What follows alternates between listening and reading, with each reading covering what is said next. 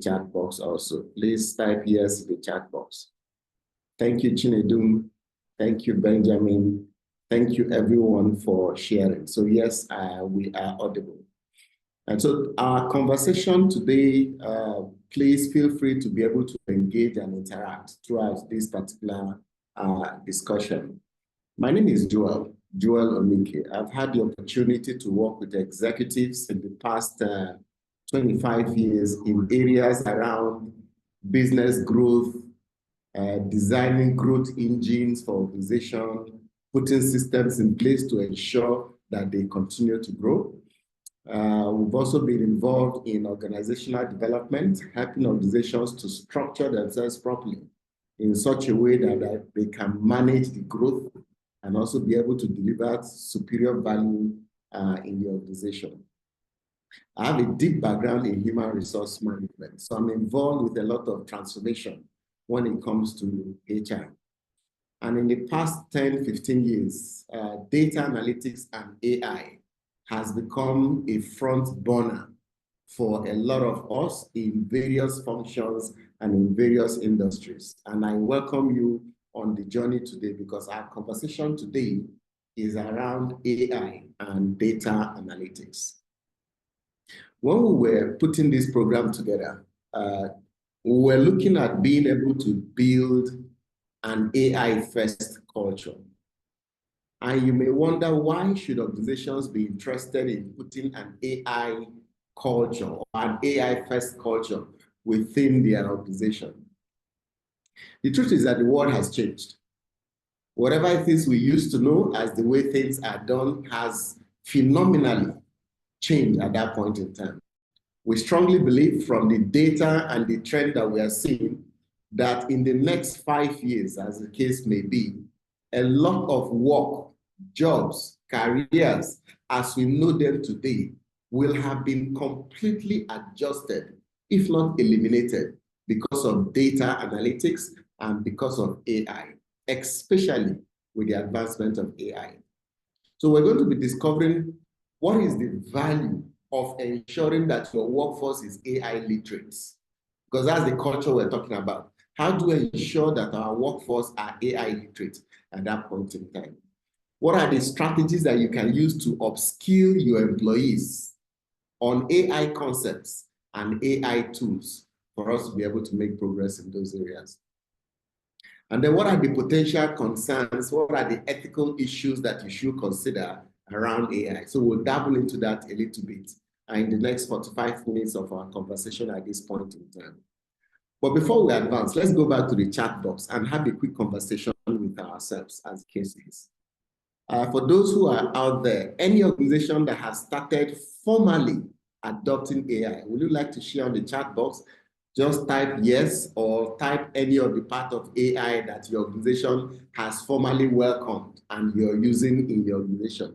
Maybe your organization has sanctioned that ChatGPT can be used by your staff, or they can use Midjourney, or they can use any of those applications. So if any organization today who are on this call have started formally using AI, please respond in the chat box. Let's hear. Just say, yes, we are using it, or something like that.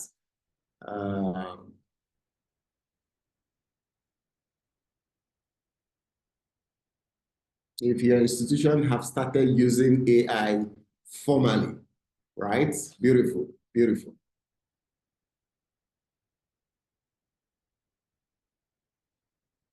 Now, with organizations who have started welcoming and using AI, the next thing they'll need to do, other than requesting for employees, thank you very much. We're using AI for taking minutes at meetings, fantastic. So it reduces the time it takes to produce meeting outcomes, so everybody can begin to implement at that point in time. Even this Zoom meeting that is going on now, there's an AI that is listening to this conversation. Is listening to what we're saying, is reading the charts together, and at the end of this particular 1 hour session, it will generate a report based on this particular meeting and the action items and takeaways from it at that time. Thank you very much, Ben, for that feedback. So you notice that gradually, even HR department will now be required to rewrite our job descriptions. Part of the requirement, you begin to see it And interestingly, if you look at LinkedIn, some job adverts are beginning to show it, ability to use ChatGPT as a requirement in our job descriptions and in our adverts. That's to show you that organizations are beginning to take seriously an AI culture within the organization. But it is not enough to say ability to. Now, that's for those who are joining you. How about your employees who exist already within the organization? What do we do to ensure that the workforce currently are AI enabled, are AI skilled to be able to do the work they are supposed to do? And like we said, AI affects every department, from the technical department to the creative department. All departments are affected by AI in one way or the other. So how do you skill them up to be able to use those particular platforms? According to Boston Consulting Group, they did a research recently in 2024, just last year. And in that research, they discovered that there is a big gap in a lot of institutions. And please note, this is an international research, which means that whatever you're seeing on your screen will be worse in our own environment, as the case is. So first, it says that leaders know that their workforce need AI skills. About 89% of leaders, executives, CEOs, MDs are aware, they know that their workforce needs AI skills as the cases. And this is a huge opportunity for consulting firms like ours, for training institutions as the case may be, to go into organizations and train their staff on AI skills. So executives rank AI skill, especially generative AI, and we'll talk about generative AI very soon, as one of the top three priority skills. They didn't say Microsoft Excel. They didn't say Microsoft Word. They didn't say Outlook. They focused on AI as one of the top skills that their team members must develop. Now, how about the value AI creates for organizations that have already started using AI? For organizations that started using AI, they are experiencing at least 40% increase in productivity, in performance gains, just by using not all AI, just generative AI. Generative AI are those AIs that you prompt. You ask them questions and they give you ideas and they give you suggestions. That's called generative AI. People who are using just that type of AI, receiving 40% plus performance increase compared to others at that point in time. But the sad story, the red bar shows that what percentage of the workforce currently has AI skills? In foreign environments, just 6%. So the vast majority have yet to start upskilling their staff in AI skills. 6% of companies have upskilled workforce on AI, only 6%. The rest, 94%, have not consciously started working on this. It begs the question, according to this first part, where 89% says that is a skill they must pursue, top 3 they must pursue, how come it's only 6% that is adopting and accepting it? Well, there are a lot of issues around it. Some of these issues is change management. It's not easy to change from one way of doing things to another way of doing things. And then you know that there is fear in the market. Employees are afraid that this AI, when it comes, it will take over their jobs. So assuming there are 5 of us doing the work, and one employee that has AI skill can do the work of 5 persons, that means they will be laying off 3 to 4 persons very soon, as the case is. So employees are afraid of AI, and so they don't want to start. They don't want to learn it. They don't want it around that organization at that point in time. Even managers and executives are wondering what is the cost of AI. That bringing AI is that won't we invest in technology? Will we not spend money training our staff? Will we not spend money changing our computers and all those things? All those investments, that cost, they are unwilling today to spend that particular money. This is one of the reasons why we are struggling with the adoption of AI or training our people on AI skills as the case is. But the same Boston Consulting Group research, right, recommended 5 effective ways that you can upskill your staff in AI skills. 5 ways that you can do that. And those 5 ways they mentioned are this. They said, first, you must run an assessment. You can't upskill if you do not know where you are. You can't upskill if you do not know which area of AI that your organization needs. That's why usually when we are doing an AI program for an organization, the first thing we do is to engage them to find out what exactly they want. What kind of AI will they need based on their industry, based on their culture, based on their IT systems, based on their budget. There's a lot of parameters we look at. And then we'll come up with, say, okay, right now, this is what you will require in order to be able to move forward at this point in time. So we assess the need and then measure the possible outcome. Then we'll give them a hypothetical return on investment. That if you invest in AI like this, you're going to get this percentage ROI in the next 3 months, 6 months, 9 months, 1 year, as the case may be at that point in time. So the first thing is an assessment. The second thing when it comes to upskilling, according to Boston Consulting Group, is that you must prepare your people for change. Prepare your people for change. There was a juice company, all right? They manufactured this packaged juice. And they decided to, in one of their plants, they have about 70 staff who are working on the production plant that is making juice. From squeezing the juice, from the concentrate, to all the way to mixing, packaging, labeling, and then putting it in cartons as a case, about 70 staff.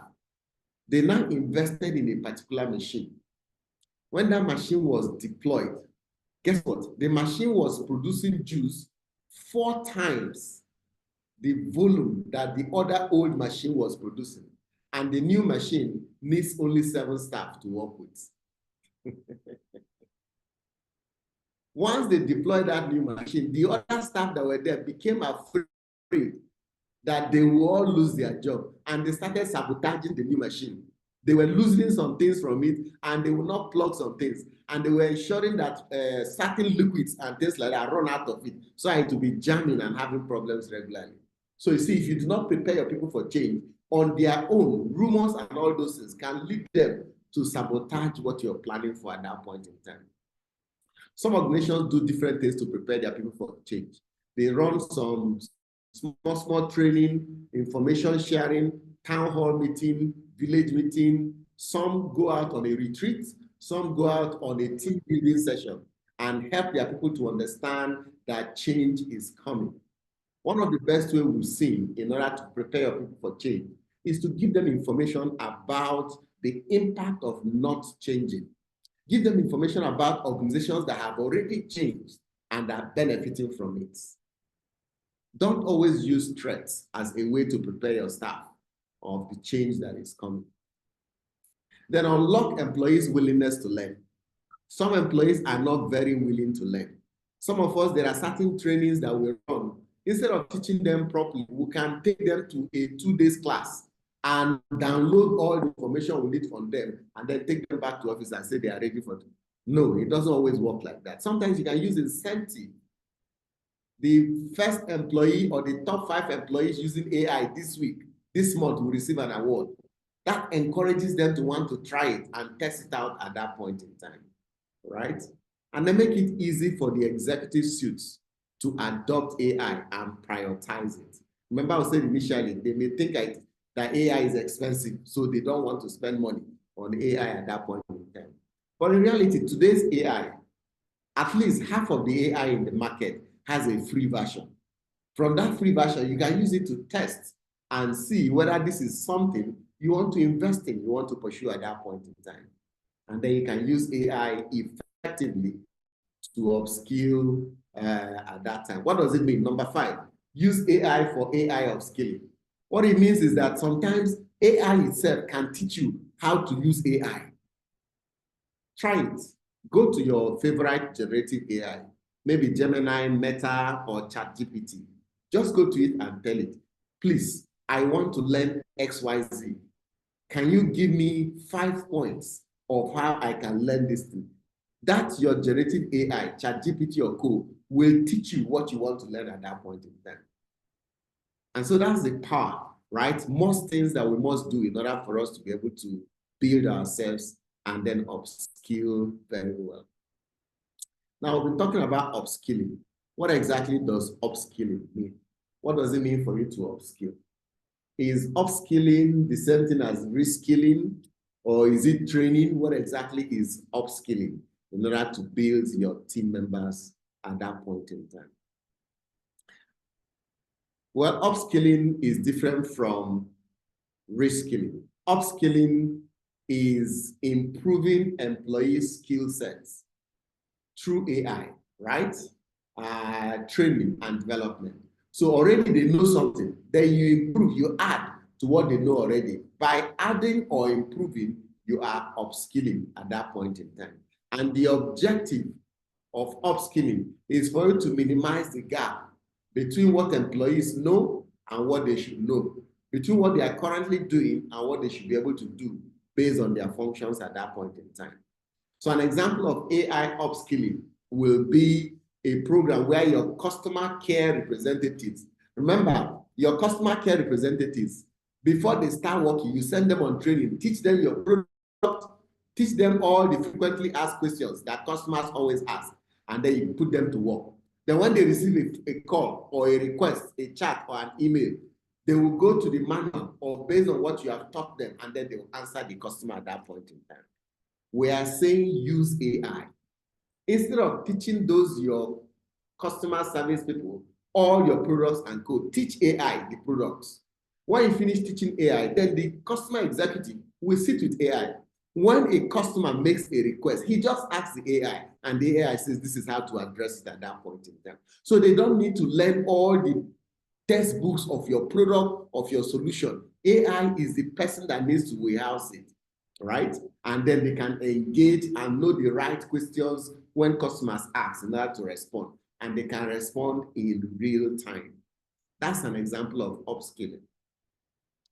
Now, reskilling, on the other hand, is a transformation, is a complete shift, complete change from what you used to do at that point in time. You pick up entirely new skills. An example, I am somebody who is in customer services, and I want to leave customer services and go into human resource management. I want to leave customer services and go into accounting. You see that there's no small knowledge you need to add. You have to rebuild from ground zero. That's why it's called reskilling. You skill him away from what he used to do into a new thing at that point in time, so you can be able to help him to achieve those models. Now, so that's what we mean by upskilling. So for the rest of this conversation, when we talk upskilling, you know exactly what we are referring to at that time. Now, there are different ways you can upskill, right? Here are 7 ways to upskill the capacity of your staff in this AI period. 1 is the good old training and development. Send them to class, train them in class, and build them accordingly in those particular areas. So it's a time-tested way of building skills. Run training programs. Whether you're running in-house session, you're calling consultants like us to come and run training for your staff, as the case is, training is a medium to increase skill or upskill your employees at that time. The second thing you can do to upskill employees is job rotation. Can you move your team members from one job to another job within the same job family? By rotating jobs for them, they are able to understand more based on what they are doing at that point in time. Or you can do job enlargements. He used to handle 10 customers before. Let him handle 15 customers, because the pressure of 15 customers is more than the pressure of 10 customers. So it forces him to learn at point in time. And with that kind of pressure, he will require AI to be able to catch up with the need at that point in time. Or job enrichment is not necessarily about increasing the quantity of work that he does. Expand the scope of what he does. Take for example, maybe he's a salesperson before. All his job is that they give him leads. This customer is in, this client or prospect is interested in our services, go and sell to him. So you can enrich his job and say, going forward, we're not giving you leads. Go to the market and look for leads yourself. When you find the leads, sell to the customers in cases. So you see, you have enriched his job. He's doing more in a space of what he's doing before at that point in time. You can use pair coaching. Is there someone in the team that knows it, that is good in AI? In every organization, there's always 1, 2, 3, or 4 individuals who know AI more than the rest of us. Can we get that particular person to teach other people? By teaching other persons, he is actually coaching, right? You can do a group coaching. He can bring all of us together and show us how to use that particular AI. Or he can do one-on-one, especially for your managers and executives. He can sit down with the executive and say, okay, it depends, AI, it depends on what you're asking. Because AI is based on questions. Generative AI, if you don't have questions, it cannot answer you, right? You must ask a question before AI responds to you at that point. So you could teach it how to write prompts for AI or peer mentoring. And in this particular case, you can attach other employees to themselves, to their fellow colleagues. So that as they are working, they are learning, they are understanding, they are inspiring, they are guiding, they are sharing thoughts, all right? They are sharing samples of their own job with other individuals so that they can learn at that point. Finally, if you've done these things, you can also hire external organizations and consultants and experts or specialists as the cases. The beauty of hiring external consultants, other than what we've mentioned in 1 to 6, is when you don't have time and you need your team members to learn very fast. And secondly, you want them to learn very well. So you can get external consultants. We can come in and work with your team members and help them to upskill very, very fast at that point in time. So, okay, so will you want to share, based on these 7 that we have shared, which is common for your organization? What do you normally do when you want to upskill or build your staff? Which of these 7 do you normally use? Can we please share in the chat box?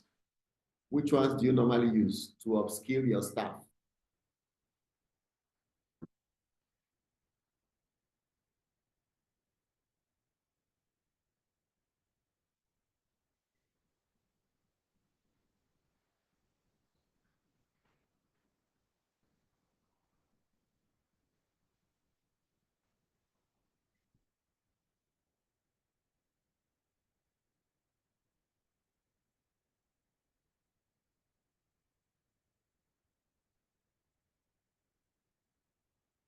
Yes, which one do you normally use? Okay, beautiful responses are coming in the chat. Thank you. Yes.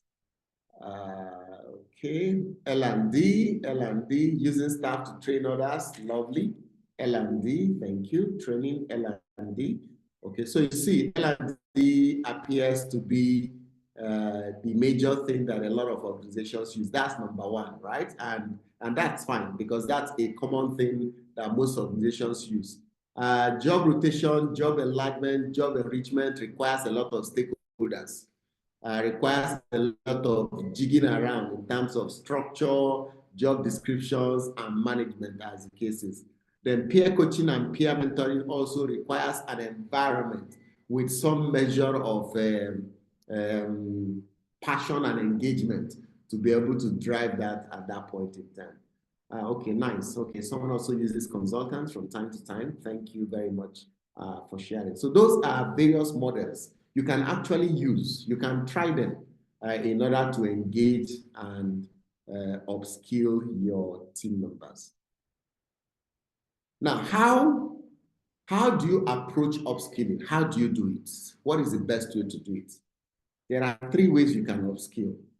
1 is to create a strategy. You must create a lasting strategy that helps you to implement this. Secondly, you must communicate very clearly. And then third, you must invest in L&D. And thank you very much. A lot of us already are doing L&D. So when we say you must create a lasting strategy, what do we mean? Companies should pursue upskilling as a strategic imperative. You must pursue it as a strategic activity. So you must look at your goals as an organization. What is the most important thing to your organization?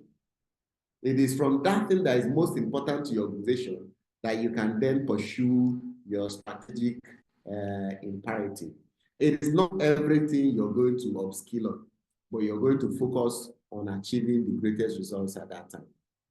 Then on communicating very clearly, employees might be understandably nervous, is that also, about AI, the impact of AI on their careers, on their employment. So companies should communicate to employees that, look, our adoption of AI is not because we want to sack you.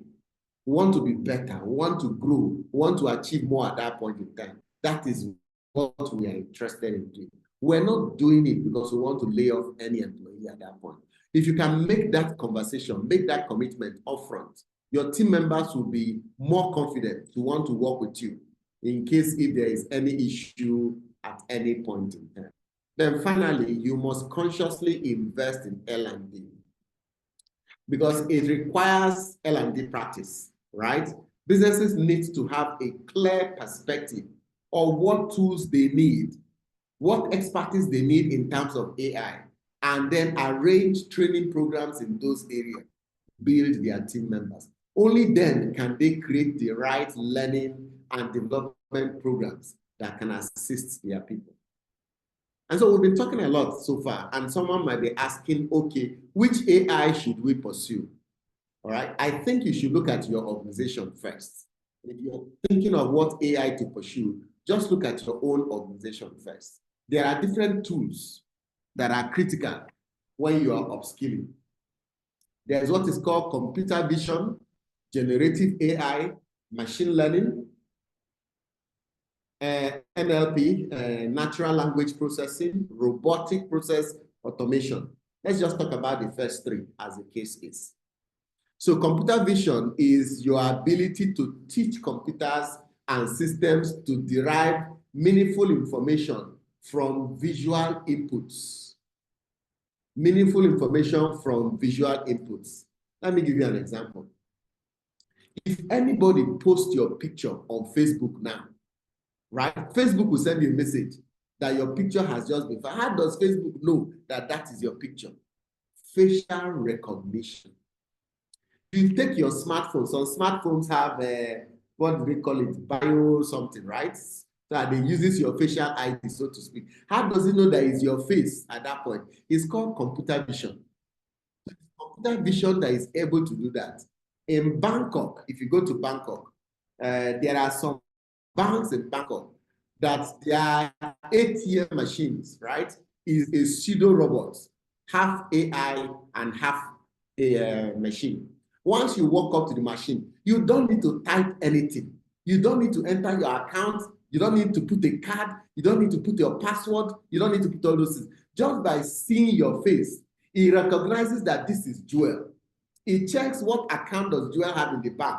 Joel has a savings account. In that savings account, there are 500,000 naira left in the account. So all I say is, I want 50,000 naira. And instantly, it will count the 50,000 naira and give me. That's called computer vision. Imagine if one bank in Nigeria deploys this particular thing. It will take banking system away from all the other banks at that point in time. So employees should understand how computer vision mimics human vision in those places. Generative AI is the most common that we see around us. And there are plenty ones like it, like ChatGPT, Google, Google Gemini, Microsoft Copilot, right? I think those are the common ones that we'll see. Some of us that are active on WhatsApp, if you use it, WhatsApp has what is called Meta, right? You can use it to say, okay, somebody has sent me this chat. How do I respond on that particular chat? And for some of your emails also, emails, LinkedIn, it also says, how do you want to respond? I can give you suggestions of how to respond. So generative AI is a type of AI that generates possible answers to any question you provide to it at that point in time. And it is increasingly popular in a lot of organizations. It can generate image, like the image you can see on the screen now. This image was generated by one of the AIs, right? Just tell it to generate a 3D image of a AI, of the characters AI, standing on top of a board, of a computer processing board, as the case is, and make it look very colorful, sparkling. That is how this was generated, as the case may be. All right, so generative AI can help knowledge workers, creative individuals in various industries to gain information and generate information. Machine learning, commonly called ML, right, uses data, a lot of data, big data, and certain algorithms in order for it to imitate human thinking, human learning. It can take data and then learn from that particular data at that point in time. An example, you can teach your AI to talk, to write, to communicate like you. The more you write, the more you talk and converse with the AI, you notice that it is beginning to understand you at that point in time. If all of us who are on this call at this point in time go to ChatGPT and type something on ChatGPT, it will not respond in the same tone, in the same number of characters, in the same voice, because over time, each of us, the system has gotten used to us at that point in time, right? And that's machine learning. Another good example of machine learning is when you use it to, when you train it on a lot of data. How does machine learning know, or how does some cameras know that the person that just passed is a woman, is a man, that the person that just passed is this or is that at that point in time? If you watch some movies, you notice that some robots will say, I notice that you're getting annoyed. It can read emotions on human beings because it has been taught to face all the body languages, and each of those body language will help it to understand those things at that point in time. So machine learning can help companies to improve their data analysis so that they can become much data-driven at that point in time. So those are tools, right? And I'm sure for most of us on this call, probably we use more of generative AI. But for organizations, you will most probably invest in computer vision, in machine learning, and of course in the other ones as the case is. If by the time we get to the end of our call and you still want me to explain the other two, I'll come back and share on those particular two. Now, what are the opportunities in various disciplines and in various industries that we can use AI? So if you look at your organization, right, and you have customer service department, you have finance and accounting department, you have medical environment, you have HR, you have IT guys. How do you upskill them in AI and what do you focus on? Let's look at customer service. Customer service is one of the most important area where a lot of CEOs deploy AI first. They always deploy AI to customer service first. Those who are facing customers and engaging customers. And according to a research by IBM, AI can handle some of or all the inquiries that customers can have. Have you noticed that some of our institutions today, when you visit their chat on WhatsApp, is a robot that talks to you? It tells you, I give you 1, 2, 3, 4. Which of these ones is the issue that you're having? If you select, it will ask you another thing. Which one are you interested in? In some cases, if you say none of them apply, it will now say, wait for somebody to attend to you as the case is. So that's an example of customer service AI in place at that point in time.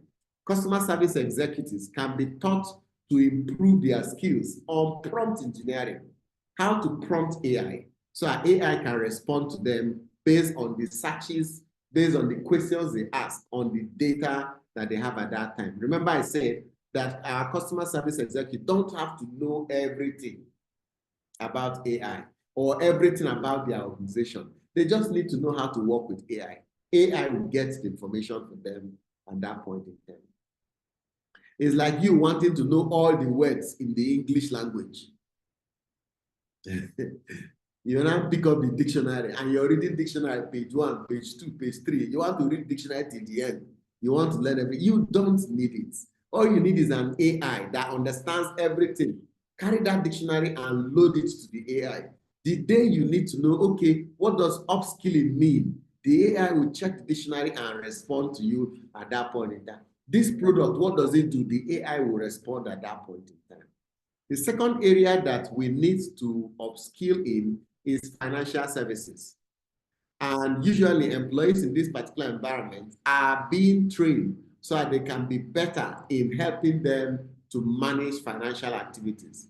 It requires not only learning how to use new technologies, but also being able to trust the AI platforms and technologies, even if they cannot completely understand how it works. Remember in those days, normally, your bankers will check the account first. They will log into the computer, check how much you have in the computer. They ask you to place your thumbprint so that BVN scanner will scan to see whether it is truly you that is the owner of that account. You will sign, countersign, sign 2 times. They will check your signature to see whether it is your signature. Then they now tell them that there's an AI that just is like, that AI is like that small camera they pull on their table. Just scan the thing's face. He's authorized, pay him anything he wants. Even your staff may be afraid. People will just come with face and carry out the money. No, you need to build that confidence in your financial services team. That fear that they have, right? Build them and help them to understand that we can take care of these things successfully. Healthcare is also similar to what we said earlier, being able to diagnose. Today, there are AI websites. You just tell the AI what you're feeling like, what symptoms you're having. It will tell you clearly what you have, what illness probably that you're facing at this point in time, based on machine learning that has been programmed in it. You can tell, oh, I noticed you might be having a malaria fever, so to speak. Please go to your pharmacist and talk to your pharmacist to provide you medication on malaria. Can you see? Right? So it instantly reduces the needs of our doctors engaging in basic consultations, as the case is at that time.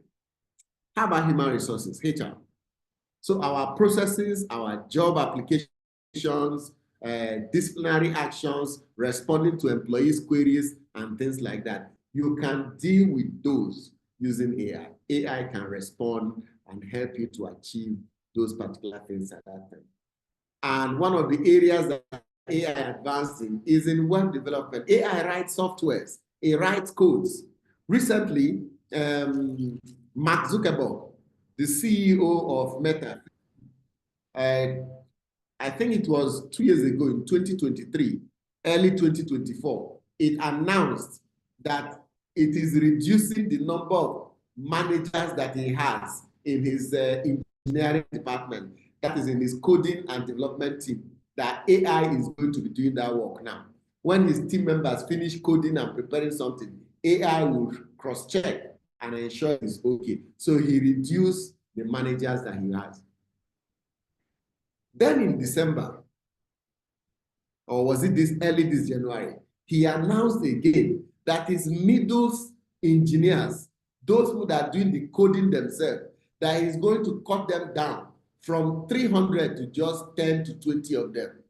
Massive withdrawal, because he now says what they are coding, AI can code it faster and better, as the case is. So AI understands all programming language, and it can write excellently well in a short time, so to speak.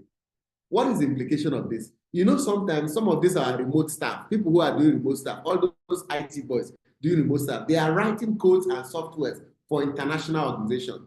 Now, if AI is doing that, it means that there will be less remote jobs available anymore for those individuals, because they can just hire one AI and the AI will do that work for them at that point in time. So all, which is a very sad and ethical issue that we must look at. Africa, one of the things Africa exports is digital talents.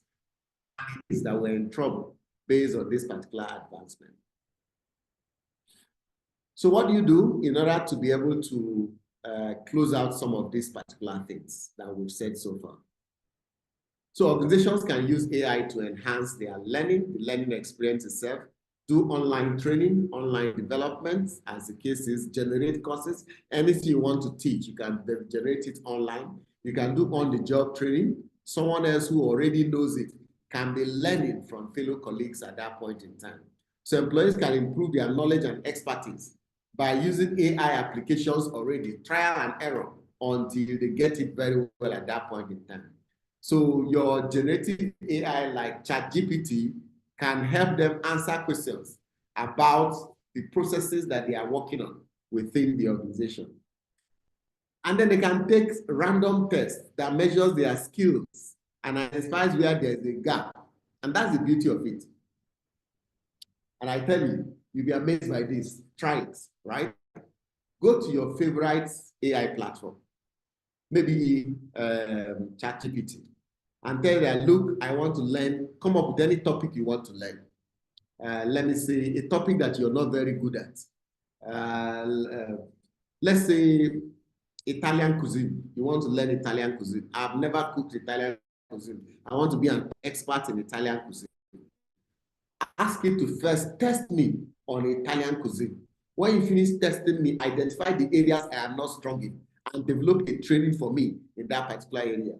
Instantly, your AI will generate some questions and ask you those questions. As you answer those questions, and some of them today, you can plug a microphone. So that conversation can be live, right?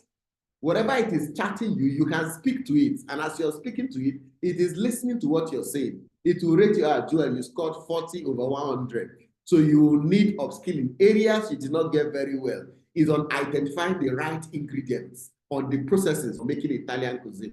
I'm going to organize for you a two-hour session on Italian cuisine. This is what we're going to discuss in this particular training. You will list the items and you ask me when I'm ready, let us start.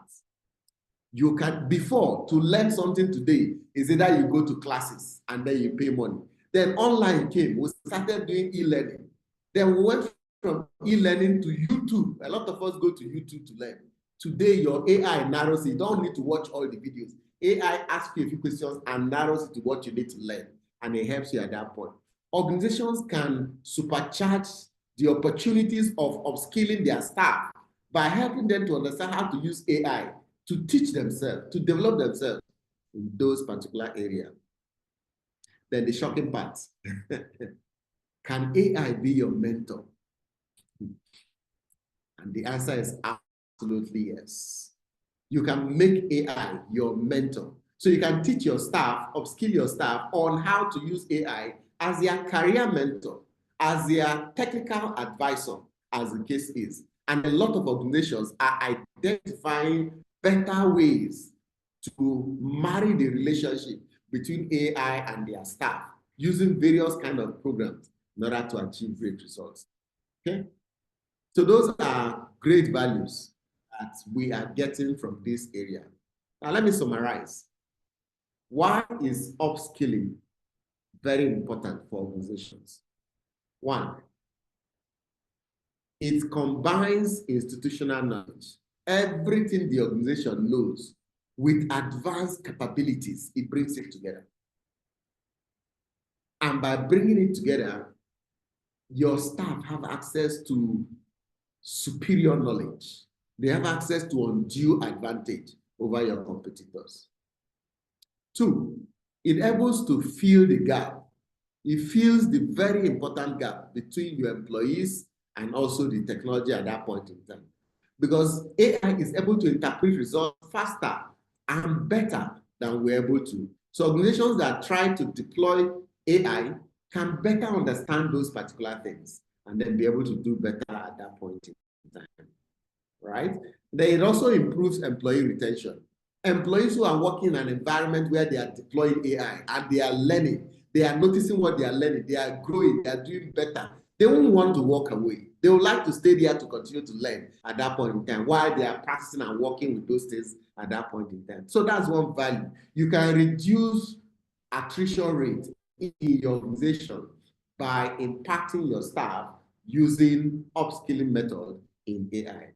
So help them to also embrace democratization of web development, which helps them to be able to use data from various areas within the organization.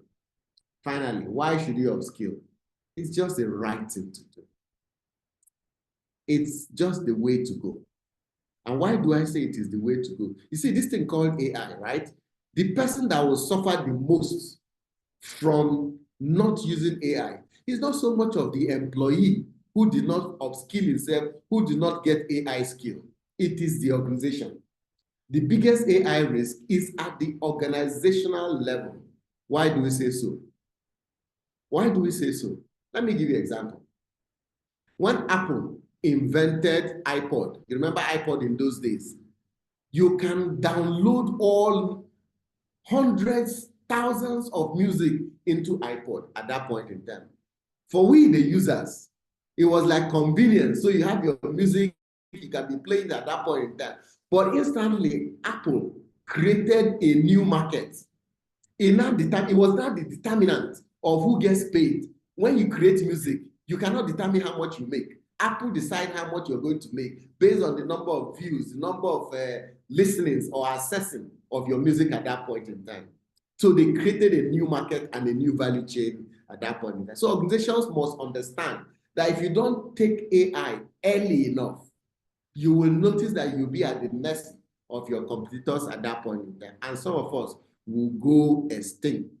Think about it. Where is Sony Walkman? Where is Discman? Apple took them off the market with the iPod, as the case is, right? And the same thing also, where is BlackBerry? Where is Nokia? Right? So Android took all those ones away from the market, as the case is.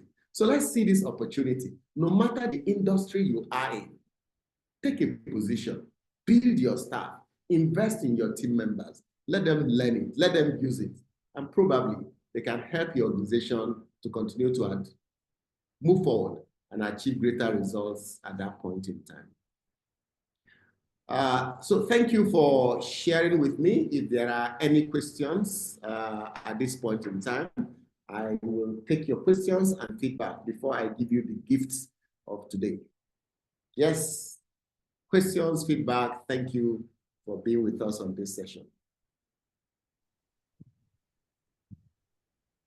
Questions, feedback, concerns, some fear you may have, some reservations you have, all right? Some suggestions on how to make it happen that I haven't shared.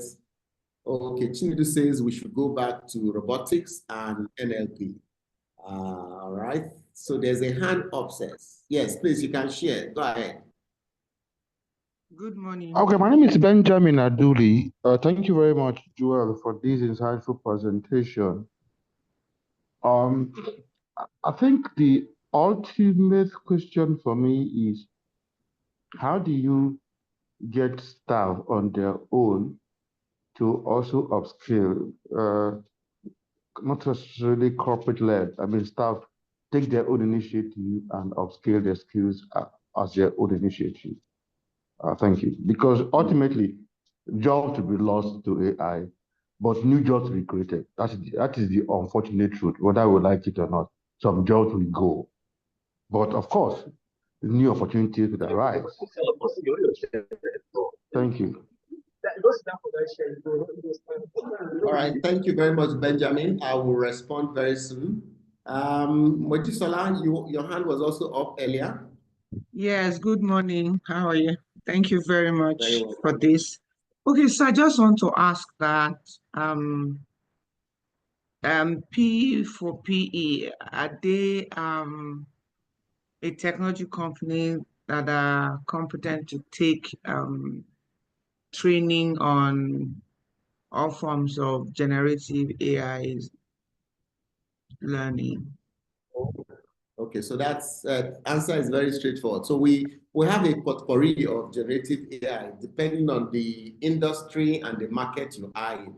So we run programs in those particular areas, from Midjourney to ChatGPT to Gemini to Cloudy, depending on whatever it is that your organization and your industry require. There are specific generative AIs that we recommend, and we can build the capacity of your team members in those particular areas. And you can see there's an assessment before they start, there's an assessment after a couple of weeks of using it, and then you can see the results in those areas. Okay? All right, let me go to Ben's question earlier. Ben raised a very fundamental question, which organizations will need to deal with.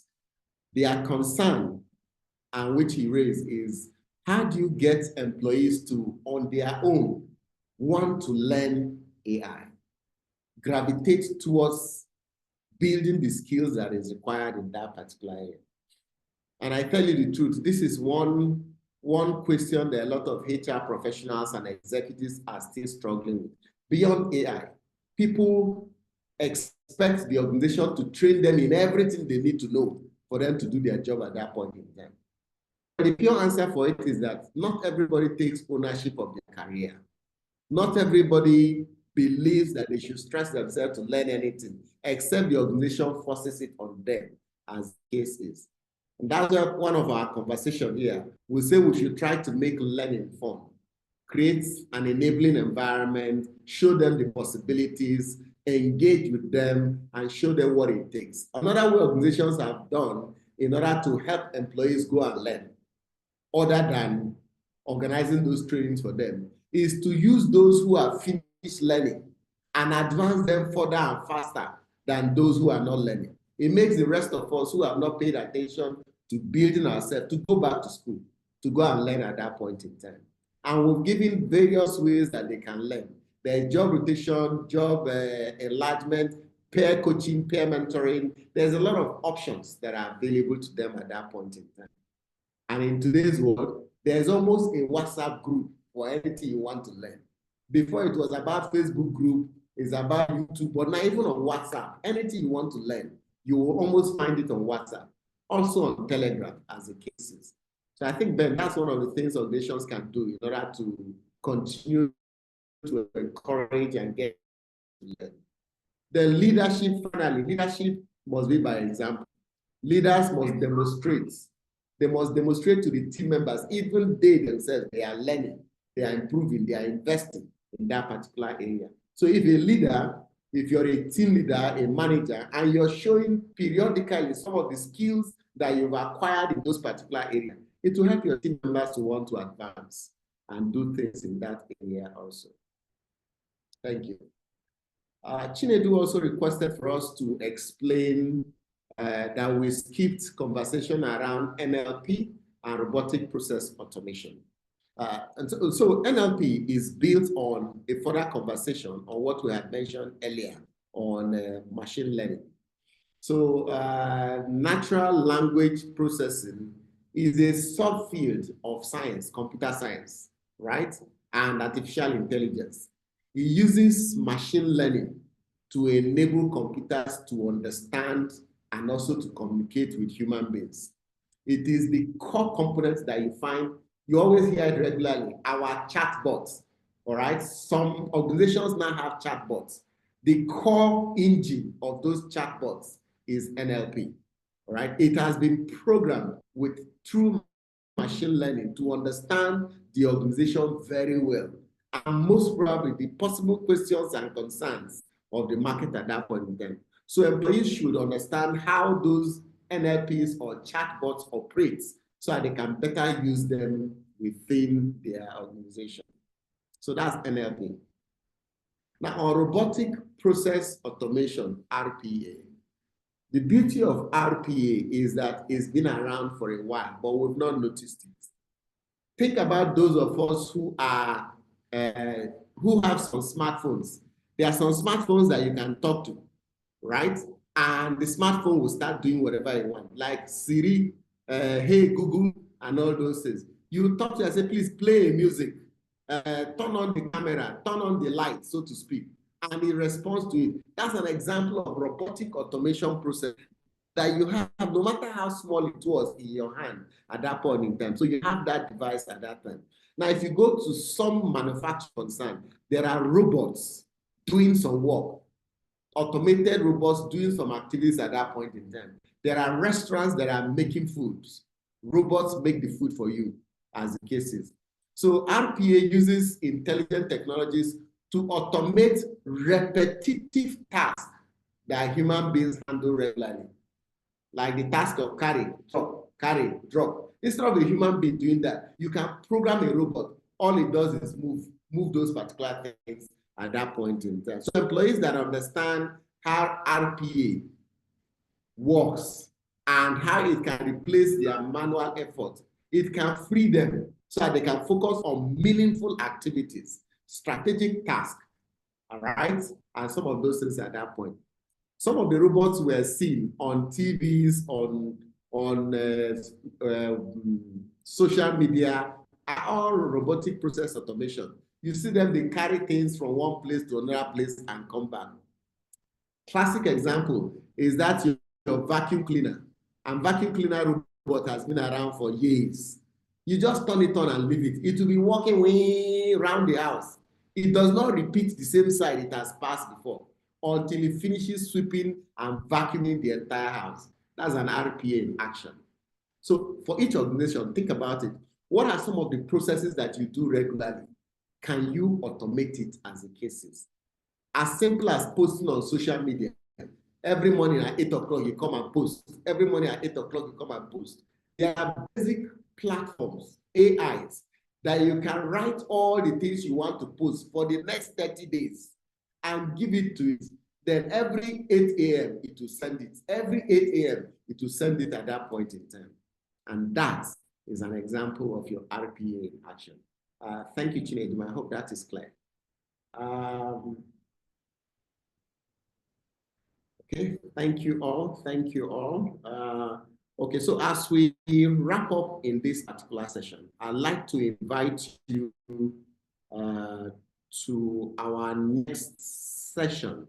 We have upcoming a summit, an AI Mastery Summit, coming up on the 31st of January. And I think it's next week, Friday, as the case is. We'll have some veterans in the industry from UK, from US, who are engaging with us on how we can actually deploy AI. We can build a strong foundation in AI in our various institutions, either as individuals or as a corporate organization at that point in time. So we have discussions around AI fundamentals, machine learning algorithms, introduction of deep learning DL, data presentation, data preparation, data processing, and the ethics and responsible use of AI. Get ready for that particular session. I promise you it's going to be a fantastic session. You can register today. Just follow the link on the screen and register at that point. And again, as usual, it is free, right? It's a session that starts at, I think it starts at 10 a.m. to 2 p.m. It's an extensive 5-hour session, 4-5-hour session. So spend some time with us. Spend some time with AI masters in the industry. Come with your questions as the case is, and you walk away with a lot of tools, a lot of templates, a lot of courses that you can also deploy in that particular area to achieve your result as much as possible. Okay, so at any point in time, you need other conversations, you need additional information, or you like to implement some of the things we've said. You want us to help you to deploy some of them, why not? Be our guests. We'll help people with their growth engine, with their organizational development, with their HR transformation. We'll help with team building and team spirit within the team, and with AI and data analytics. And at every point in time, you get those things. This program is recorded, and you will have access to, briefly for a limited time, you have access to this recording. And then thereafter, you always access it on our ProVarsity page as the case is. But try, respond to our feedback, and then let's use that to help as much as possible to review so we can continue to improve what we are offering to you. Thank you once again. It's been an honor. My name is Joel Omike. I'll hand over back to Jane, if you are, but I'll still be here in case if you have more questions. Thank you all, Jane. All right, thank you very much, Mr. Joe. Thank you everyone for this session. I hope the session was insightful and all our questions have been answered. So we'll be sending, I think Mr. Joe mentioned he has a gift for us. Okay, good. So at the end of the session, we'll send everyone an email with the recording because I saw some person is asking for the recording and all. So we'll send the recordings to your email. So far you've registered for this P4P talks, you will get the email with the recording. All right, thank you very much. Do have a great day ahead. Bye.